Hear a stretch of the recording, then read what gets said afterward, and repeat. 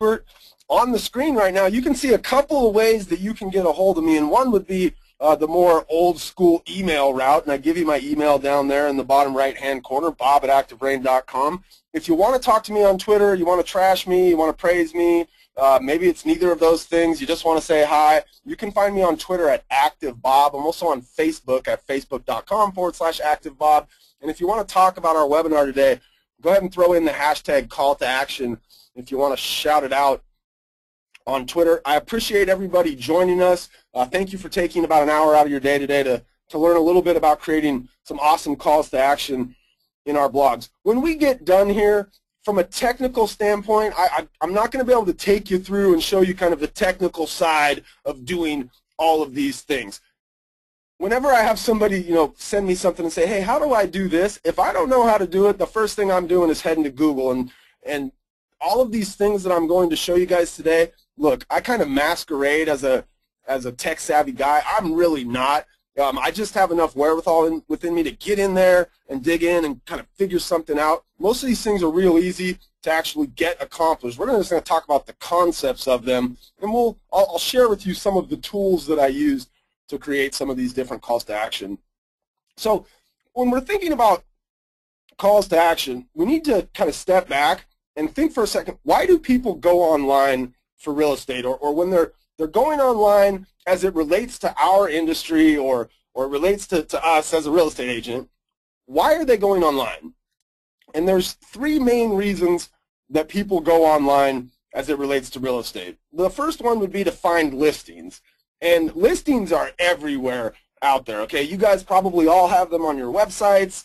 We've got places like Zillow and Trulia and Realtor.com and Realestate.com and some of the bigger sites that come up when some of the more general searches are done, like homes for sale in Seattle, right? We've got these big aggregator sites that are showing up. But consumers are definitely going online for listings. And you guys have all seen the stats, 90% of them are performing some part of their home search online. I mean, we know that it's important that when consumers are going online to find listings, that we have a way to be able to get listings in front of them. The second reason then why consumers are going online is to find home values. And a site like Zillow is a prime example of, they get 22 million visitors a month or whatever it is. A lot of that traffic now is people looking for listings, but in its initial stages, people were going on there to find home values, and there's other sites that provide home values in that fashion as well. And then this third bucket, information, I mean, this is really a catch-all, and I understand that. But when you think about people going online for information, there's a whole lot of different things that they could be after. They could be after information about the subdivision that they're thinking about living in, or information about a particular condo complex that they really like, that they've always wanted to retire to, or it could be information about the process of buying or selling, or how do I get my home ready to sell, or they're looking for information about short sales, right? Information covers a lot, and it's kind of this rest of the catch-all for the reasons why people would go online. So we're going to look at kind of these calls to action in terms of these three reasons why people are going online. And so the first one is to find listings, right? They can come to our website and find them. A lot of them are going to Google and searching for either general, what they'll call short tail search terms, things like homes for sale in Seattle, Bellevue real estate, Kirkland condos, right? These more short tail phrases that most of us probably are not ranking for. The big box sites rank for those, the things like Zillows and the Trulias. But we have a chance to get these people to find us when they're doing more long tail searches. In our SEO class, we talk a lot about how do we focus and target those people. But when we put a piece of content out, there's this most obvious kind of call to action. And this has been the types of calls to action that we've been using on the internet for a number of years now, right? The link. So if we've got somebody that's found a piece of content that we've written, we need to make sure that we have links in there for them to find the listings, because what will generally happen is they may have been looking for specific information about, let's say, a particular condo complex. In our SEO class, we talk a lot about, writing about these real particular components of your market. So if somebody goes online and searches for the Bravern condos in downtown Bellevue, right, and they find our blog post, we want to make sure that we give them the real quick and easy way to find the actual listings that might be available for sale in the Bravern. So a few things about utilizing links. We want to make sure that we have specific anchor text. This is just from the standpoint of the consumer, right? When the consumer lands on our piece of content, we want them to know, if I click this little thing that's underlined, I know exactly what I'm going to get. So in our example with the Bravern condos, right, our anchor text would be something like, find all the available condos for sale in the Bravern in downtown Bellevue, right? And that would be the link.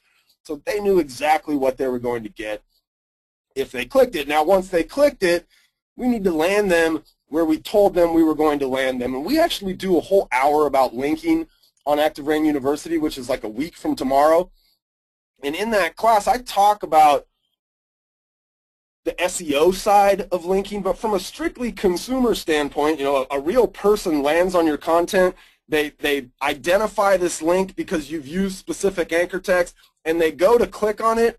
We need to make sure that we're landing them exactly where they thought they were going to land. So in our case, if it was the Bravern condos, they need to be seen, you know, if not just condos for sale in that building, at least just condos for sale kind of around that area. We need to make sure then that we're using we're making the consumer take as few clicks as possible. And then when they land there, we need to make sure that the listings are the primary focus of the landing page. They landed on our blog post, right? They were interested in the Bravern condos. We've clearly identified for them, here's a link that you can get listings in the Bravern condos. When they land there, we want to make sure they're seeing condos, right? And it takes them as few clicks as possible to get to the condos that they're interested in. So here's a really good example of a piece of content. You know, he's talking about homes for sale in Seattle Cedar Park. You know, first sentence, it's above the fold. If we were to have landed on this piece of content on our web page, we would not have had to scroll down in order to see the link where we could actually go and find the homes for sale. He even follows up with a secondary link in there where he's going to give you just waterfront homes for sale in Cedar Park. And so we can see there the anchor text, the words that we create the link out of, clearly detailing what somebody's going to get when they actually click on that link. Now, the landing page is super important, and I think that one was Cedar Park, and I pulled an example for Cedar Heights. But when somebody clicks through, we want to make sure that the kind of primary thing that they're seeing is going to be the listings. And now, look, when we're talking about creating links back to your website and IDX, right, you guys, there's going to be a vast amount of difference from person to person on the call. You know, we're getting up close to 400 people here.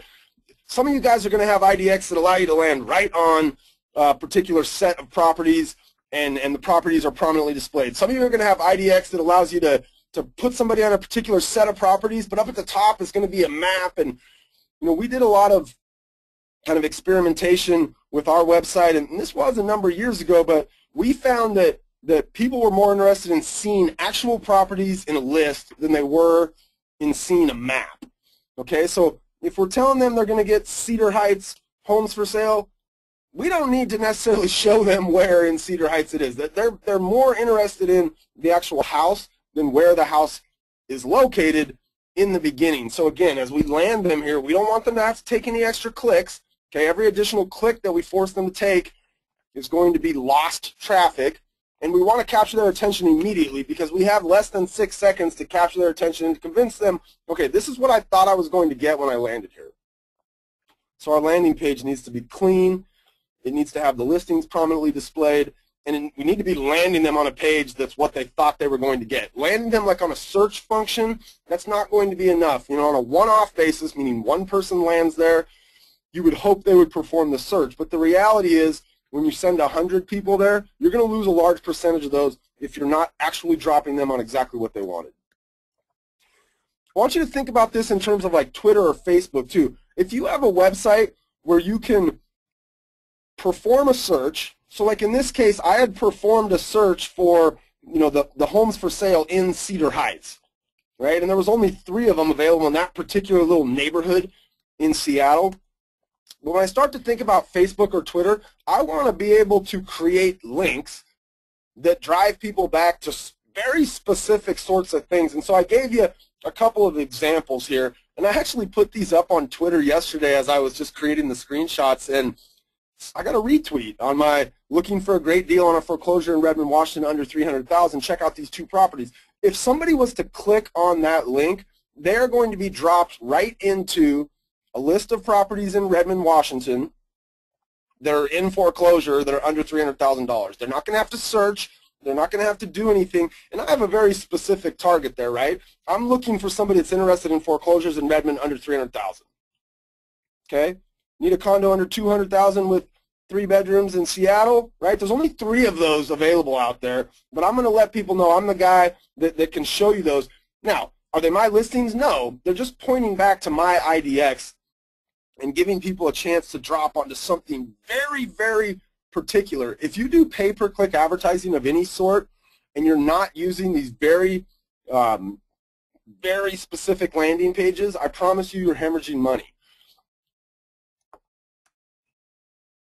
All right, so we did links, right? And links are pretty common, and I would imagine most of you in here are using links, but just a couple of things, right? We want to get them above the fold. We want to make sure that when somebody lands on our content that they're real easily able to find the actual listings, right? Because a lot of times that's what they want, even though they may have done some search that was specific about like a condo complex or a subdivision or homes for sale in Seattle with a basement, or some kind of a long tail search. They still want the listing. So we got to get them there with real clear links, good anchor text, and have nice landing pages to put them on.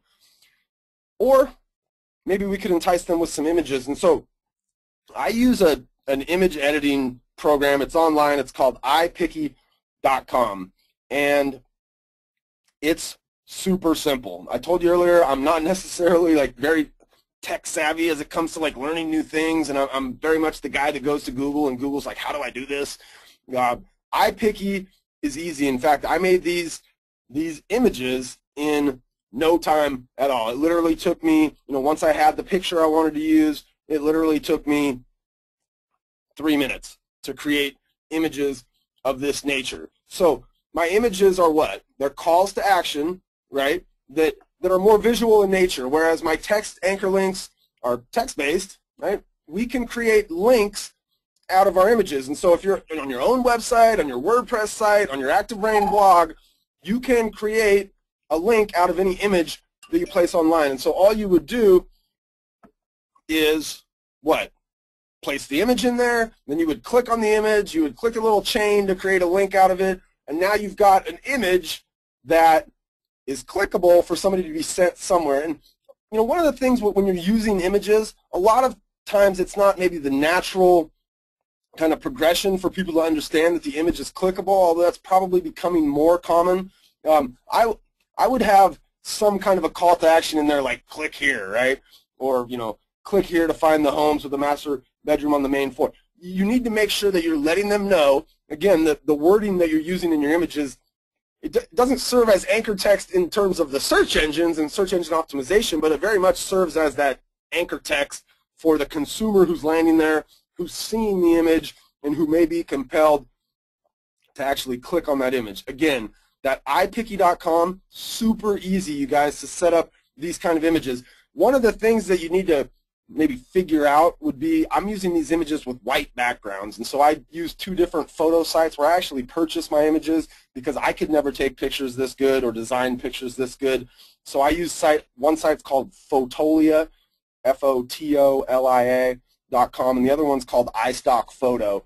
But they allow me to go out and find kind of these compelling images that have the white backgrounds on them so that I can get my text by using iPicky onto the image itself. So again, here we're going to send them where? To a search for new homes under $400,000 in Kirkland, right? This one's going to be a search where we're actually sending them to just the listings in Seattle where the master bedroom's on the main floor. Okay, we're telling them what they're going to get, and then when they actually click through, we're giving it to them. Maybe we could embed the listings right in the content, and this is actually going to be a function of the IDX platform that you have. I know that there are some other kind of add-on things that you can use. One of those would be Realbird.com. They're a website that can allow you to get your listings into, in an embeddable fashion, into the body of your content. Again, depending on which IDX provider you have, you may or may not be able to do this very seamlessly. There's a few out there that allow you to embed this sort of content, and you'll see that his is actually, it's powered by a Google map, and as you scroll and interact with the Google map, it will actually pop the listings up for you. And this, I took this right out of an Active Rain member's blog post. This was a piece of content. It was actually from the post we saw earlier where he had the good links above the fold. Well, down below the fold and at the base of his post, he had embedded a set of listings directly onto the page. So in that case, they didn't even have to leave his page in order to interact with the listings or see the listings that are available for sale in Cedar Heights. So if your IDX has that sort of capability, that's a great way to be able to go, because it's that one less action the person has to be able to take. If your article was compelling enough to get them to read through the article, and then right below that they can dive in and start clicking around and looking for listings, that's going to be a powerful call to action on the page, right? The image and the links are going to force them off to a secondary page, but if we have the opportunity with our IDX, why not just take that content and get it embedded right into the base of whatever it is that you've written? And again, that's something he could do on a WordPress site. He could do it on his Active Rain site. Great idea for getting those listings on the page. We're going to talk about deals in a little bit towards the end, but maybe we could entice them with a deal. Maybe there's something out there, and right now in a lot of our markets, it's foreclosures, it's short sales. These are kind of buzzwords, and you know, everybody sets out thinking, oh, I'd like to buy a foreclosure because I'm going to get a great deal from the bank. And you know, a lot of those people don't end up buying a foreclosure, but having kind of deals available where we're showing them properties, because the reality is we just want them back on our IDX, on our website, looking at properties in the hopes that they will convert to a lead for us. And if we have a good IDX and we have good lead capture in place, the more traffic we can drive back to our website, the better off that we're going to be. Okay, so here's an idea, right? The banks want these Green Lake foreclosures sold. Find them here. So if I was writing a post about anything having to do with Green Lake, I may choose to include this kind of call to action, this deal. Hey, you're interested in something about Green Lake? Well, guess what? I got smoking deals on bank-owned properties. Here's what I want you guys to keep in your head for the next little bit.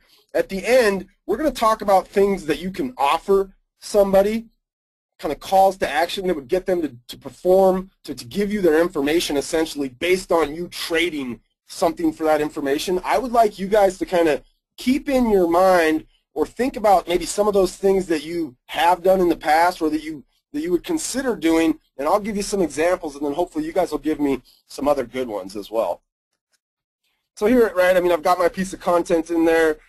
You can see a little bit in there that I'm writing about Green Lake, and I've just taken that image. I've wrapped the text around that image. I've given it nice, good white space, and I'm just trying to entice them with a deal. Right? That doesn't have to necessarily be on a post that I've written about homes for sale in Green Lake. I could have been writing about the local art fair in Green Lake, but letting them know that, hey, guess what? We got a bunch of bank owns around here that the banks would like to unload for you guys. And again, we're going to land them in the right spot. So if I was running an ad of this nature or a call to action of this nature in my blog, I want to make darn sure that when they click on that thing, what are they finding? And you can see on the right-hand side there, I've given them a list of the 5 properties in Green Lake that are currently in foreclosure. Okay? This is a function of my IDX. This is a function of the landing pages that I'm able to create.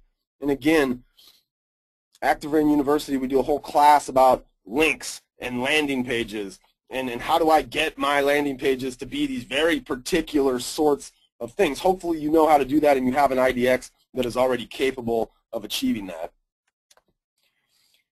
And then your IDXs may provide search widgets. And so, you know, if you do have the ability to have a search widget, you want to make sure that that widget's on the sidebar of your blog or maybe in the body of your blog post, like in your signature line. but make sure that you're taking advantage of those. Any kind of places that you can put these little mouse traps in order for somebody to easily get to the listings that they might be interested in, the better off that you're going to be. So if you have search widgets, figure out how you can take advantage of those things. And again, it's mainly going to be something that you would place like on your blog, or maybe on, you have another like a seller website that you don't necessarily have listings on, but you want to be able to allow somebody to search for listings off of that site. You can use these widgets and kind of bring them in and embed them on your own websites. Again, a function of your IDX. Does your IDX that you currently use provide these kinds of tools? That's a question for you. I can't answer that for you. All right, so let's talk a little bit about home values, right? People go online to find home values, and one of the things that, if you haven't taken our SEO class, one of the things that we really talk about, and I really try to hammer home, we recently did a contest on Active Rain where we had about, I don't know, 2,000 blog posts written about this exact subject matter. I really drill home on people writing about specific subdivisions and specific condo complexes in their marketplace. Now, it's not very likely that, let's go back to the Bravern condos example. It's not very likely that every single person who types in Bravern condos in downtown Bellevue is interested in finding listings, right? Well, what would be some other reasons somebody might do that? Maybe they're looking for the homeowners association's information. Maybe their friend lives there and they just need the address because they're going to visit their friend. Or maybe they're a seller who's looking to see who out there may be the most qualified in order to list their property. And the agents on Active Rain that I've had a chance to talk to and who have expressed that these sorts of real hyper-local blog posts are very effective in their business have told me more than once that they get listings out of these things as well, because consumers will go online and they'll look, they want to know who knows about their neighborhood. They want to know who knows about my building, right? So we have a chance inside of those types of posts to potentially get our hooks into or find somebody that is actually interested in selling as well. So, you know, we could go back to the use images to entice them. We could go back and have links and those sorts of things. We could also use these Zillow widgets, and I don't want you guys to think that this is like an Active Rain exclusive. I mean, if you're using Zillow, kudos to you. I know that I have a number of friends in the real estate industry who Zillow is working very well for them, but Zillow provides you with a nice set of widgets, and one of those widgets is a home value estimate widget. And if the person utilizes that widget and heads back to Zillow to like look at their particular property on Zillow, it's branded with you. The Zillow branding, based on any widget that you place out on the internet, Zillow allows that page to be branded with your information on it. You don't have to be a Zillow Premier agent or anything. You just have to have generated the traffic by way of a widget of this nature. So here's a tool or kind of a call to action that you can use that could get people directed back to you via Zillow. Embed forms, and these things are really easy to do, okay? Woofu.com is the site that we encourage or that we use in terms of creating forms. So if you are writing about, the 10 steps to get your home ready to sell in Seattle, make sure that you give them something on the page that allows them to say, okay, I'm going to get my home ready to sell and I need somebody to help me sell it. Okay, so you can do forms for anything, but the beauty of these forms is they can actually be embedded right into our content. So we can embed them onto our website, we can embed them into our blog posts. We can also have those things as freestanding forms that we can direct people to via links if we wanted as well. The thing I like about having them actually embedded in the content is the person doesn't have to leave in order to get the information that they're looking for, or in order to make the request, or in order to become a lead, or to take the call to action, right? You notice on the right-hand side there I've got one, just ask a Green Lake expert. It just gives them a chance to ask me a question, okay? These things are going to be generated in a fashion where when somebody fills it out, I'm notified, and I'm ready to kind of take the next step. And if it was them asking for a free home valuation, the next step is going to be me, calling them up and making an appointment to come over and see them. These forms will also allow you, if you use Wufoo, to create kind of custom responses. And so your response can take one of two forms or both. Once they fill the form out, and I'll show you one of these forms in a minute, once they fill it out, it will kind of redirect and give them whatever message you intended to give them. It will also create, or it can create, an email that gets sent out to that person as well. In fact, let's jump over here real quick and I will show you guys a form that I have on my blog here, and then what happens when somebody actually fills that thing out. So they land here, you know, homes for sale in Green Lake or whatever. I've got this first-time home buyers form in here, so I'm going to come in here, fill this thing out, right? I could customize it with my own colors, and the look and feel can be however I want it to be.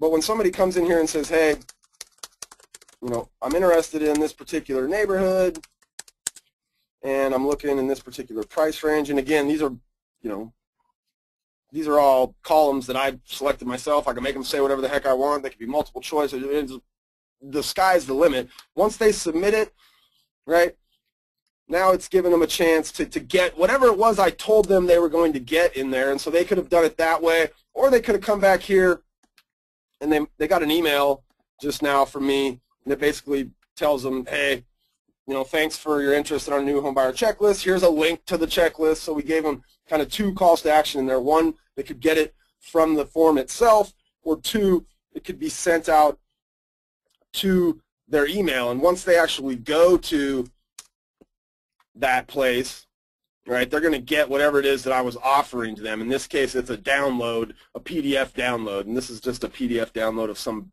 presentation I've given in the past, but your PDF download would be that first-time homebuyer checklist, or one of these other things that we're going to kind of talk about at the end of the call, and you guys are going to give me some ideas on. So Wufoo.com, all kinds of cool forms you can make in there, and again, when you embed them, they're kind of that on-page call to action that allows somebody to interact with you or allows you to get their information. Here's one that, you know, I haven't seen a lot of agents do, and if Active Rain has a contest in its future, I could see us doing something like this. But the idea of using video and embedding video inside of your blog posts, you need to have something of value in that video, and I think there's two really good examples here of things that you could do as it relates to people that are online looking for home values or potential sellers. One would be to actually record yourself giving a listing presentation. And I think a lot of people might be hesitant about doing that because they say, oh, well, you know, there's unique things about each seller. But the reality is a lot of what you're doing at your listing presentations is repeatable from seller to seller. So why not, you know, especially if you feel like you have a good listing presentation, if you're the guy that walks in and says, man, I get 9 out of 10, I get 19 out of 20, what, I mean, put that thing online. Let people get a feel for how you're going to market their property by having a YouTube video embedded on your blog where they can get a chance to kind of see who you are and how you go about marketing properties. The second way that you can use YouTube is client testimonial videos. And now, both of these things aren't necessarily a call to action as much as they're a reinforcement of your value to the consumer. So client testimonial videos, you can see this particular video has 25,000 views for this guy's client testimonial video. And he actually sat down. The guy on the left is the realtor. The guy on the right was his client. And he sat down with him and kind of walked him through what his transaction was like. And it's a real powerful way to show your potential next client how satisfied your previous clients have been with your service.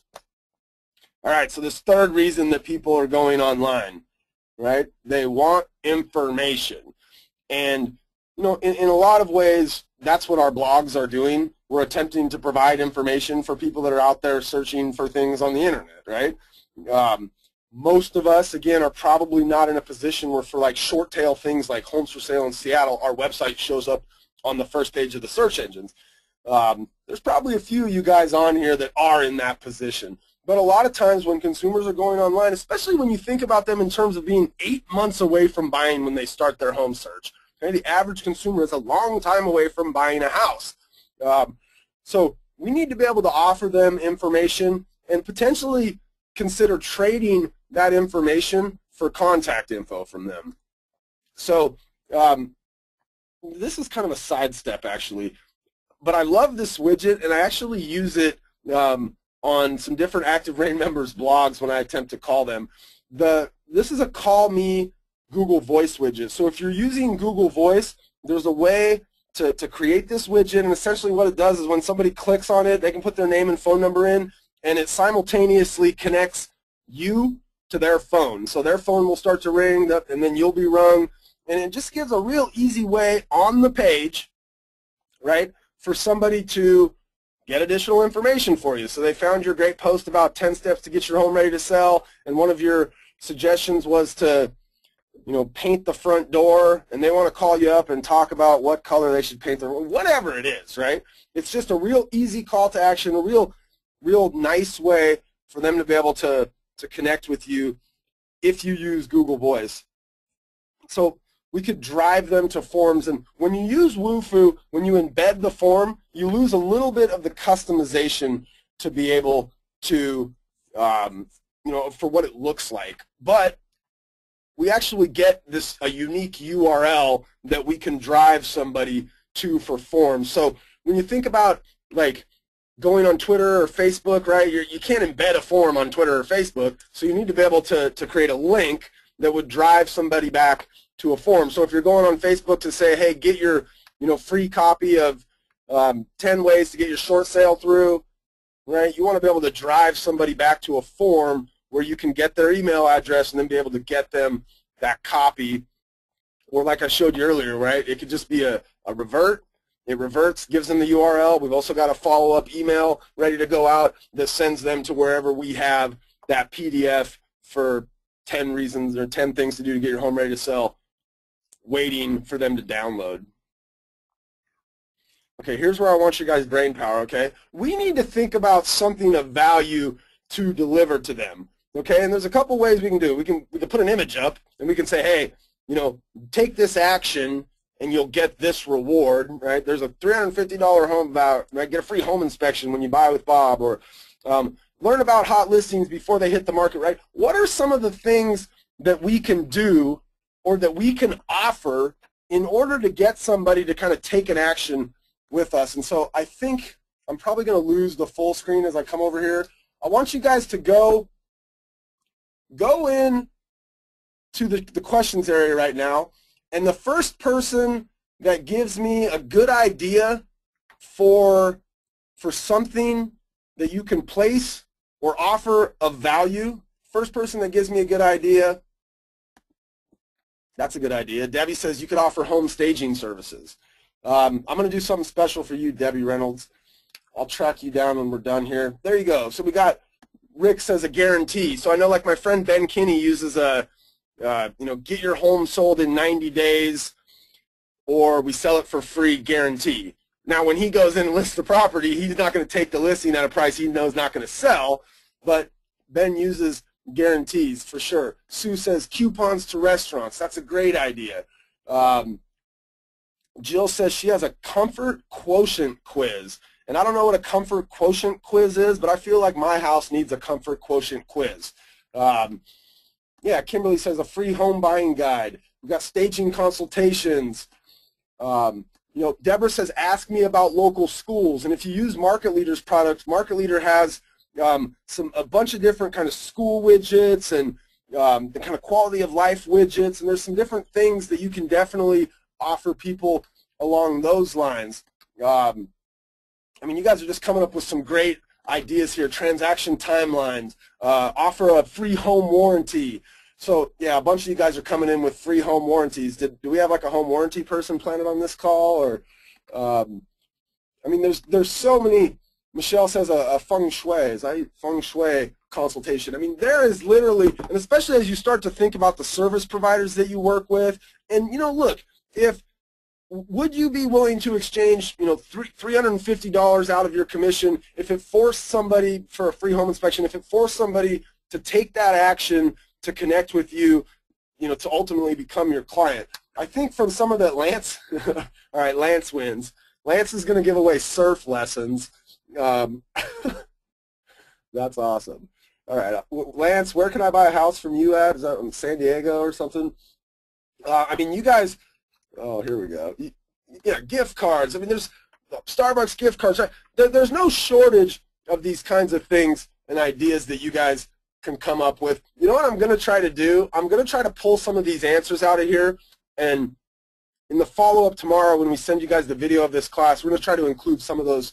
So you guys are coming up with some really good answers, you know, free home cleanings. And I mean, there's just all sorts of things that are wrapped around a transaction that you guys could potentially look at as value-added services that you can offer, right? There's something of value that I'm delivering to them. And then it's just a matter of, you know, creating an image, right? Having that image maybe drive them back to a form where we can get their contact information. So I had a lady, I think it was in my blog post. I don't know if you guys found this webinar via my blog post, but I wrote a post that we were going to have this class. And one of the ladies in there said, I want to be able to host a PDF and deliver that PDF to somebody, right? So again, there's a bunch of ideas on here that are kind of around that idea of information, right? The home buyer checklist, or you know, the timeline of a transaction, whatever it is, right? We've got a PDF, it's full of great information, and we want to exchange it essentially for this person's contact info. If you're a webmaster, if you have a webmaster, you could do this on your site, right? You host the PDF on your site, you make them give an email address in order to get their hands on it. If you're like me and you're not a webmaster, here's how I would do that, and it's actually what I showed you guys earlier, but it's a pretty simple three-step process. The first step would be I need to host the PDF somewhere. So in the example I showed you, I had hosted it at Wistia, and I believe you can get a free Wistia account, and it lets you host, you know, so much megabytes or whatever. You could also use Google Docs, and Google Docs will actually allow you to host content, host a PDF, for instance, and then make that thing public so that anybody who has the link is able to access and then ultimately download that thing. So the next step would be to create a form, right? And the form becomes how I go about exchanging their, you know, my PDF for their email address, essentially. Okay? And then I'm just going to put an auto reply on my form that leads to the PDF, right? Because the PDF is up there kind of in cyberspace somewhere, probably a URL that's not that friendly. So we need to get it in their hands, get that URL in their hands. And so the auto reply on the form leads to the PDF, and we can also have that email that kind of kicks out afterwards that has whatever messaging we want in it, including a link to the PDF again. So that's a pretty easy little three-stepper on how to get that done. Today's Wednesday. By Friday, I'll have a video for you guys that can easily walk you through that. Stay tuned to my blog.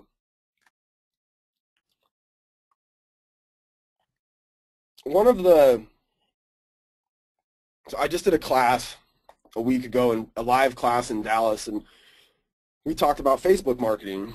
And I asked everybody in the room, how many of you guys have a Facebook fan page? And there was 250 people in there, and 200 of them raised their hand. And I said, how many of your Facebook fan pages are just about your business? And a bunch of them raised their hand. Most of them raised their hand. Most real estate agent Facebook fan pages are about their business. Okay? But I hate to tell you this, most consumers don't give a rip about your business. Okay? My suggestion, and this is a little bit off of calls to action, but if you want to create a Facebook fan page, I would make hyperlocal Facebook fan pages that are about like subdivisions, condo complexes. In my case, I live in an area called Georgetown Commons. It's a part of Ann Arbor. It's got some homes and it's got some condos. We have a Facebook fan page for Georgetown Commons. Okay? I would want to market that Facebook fan page on, for sure, any content that I'd written about Georgetown Commons, because I want people driving back, even if they're not interested in connecting with me to get the listings in Georgetown or to get my free PDF or to get my free staging service, right? I still can present an opportunity for them to become a fan of my Georgetown Commons Facebook page so that I can kind of, that's permission marketing. I can permission market to them later, right, in between where I'm sharing about the local events that are going on in Georgetown Commons or the big the big yard sale that we have coming up in Georgetown Commons, or the next homeowners association meeting that we have coming up in Georgetown Commons, right? Those are things that would keep people that live there engaged on the Facebook page. But you can bet for sure that next time my wife has a listing in Georgetown Commons, right, we'll make sure all the neighbors know about that listing. So again, I created this silly little image using iPicky.com. I want to take one step into the real world for calls to action with you guys. And if you're not using these already, I guess I would like somebody to tell me why. Why are you not using text message sign writers, or like call capture sign writers, recorded messaging? These sorts of things are generating tons of leads every single day for agents all across the country. And, you know, I mean, being in the real estate space, I never drive by a real estate sign without taking notice of it. And I'm shocked at how often, I mean, one of two things, you guys know this, I'm shocked at how often there's no way for me to get information except to call the number on the sign, or I'm shocked that the flyer box is empty, right? These text message call capture systems are very powerful. eProperty, the one I have up here, one of these is from, oh, there it is, eProperty Sites. There's a couple of other companies out there, and you guys very well may be aware of some of these companies that do these sorts of either call or text capture calls to action. And that's what this is, right? I don't think you have any more valuable space in your business than your real estate signs. And if people are looking at and taking stock in your real estate signs, you know, there's a pretty good chance that those people are interested. And if they're text messaging to get information about the house, even if you don't sell them that house, I'm pretty sure that you'd be interested in selling them another house. So we'll take one step offline, give that to you guys there. If you're not using these opportunities, wow, you should be. All right. Okay, so we're done. So what we're going to do now is we're going to roll over and we're going to take some questions